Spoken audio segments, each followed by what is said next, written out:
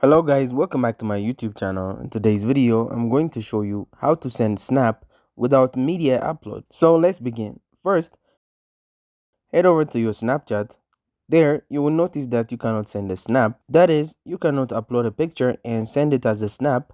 Now, to fix that, what you can do is head over to your gallery.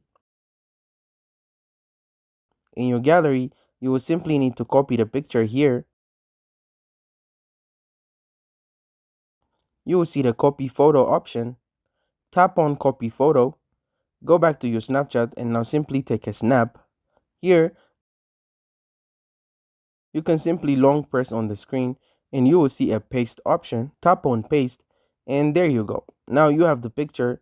You can set it up, zoom in, zoom out, or do whatever you would like. Then simply tap on send to and send it to your friends. Now after you do that, you will notice this will go as a snap. As you can see right here, now it's delivered. That means it has been sent as a snap and not a photo. And that's it. Thank you guys for watching this video. If this video was helpful, don't forget to like and subscribe to my YouTube channel.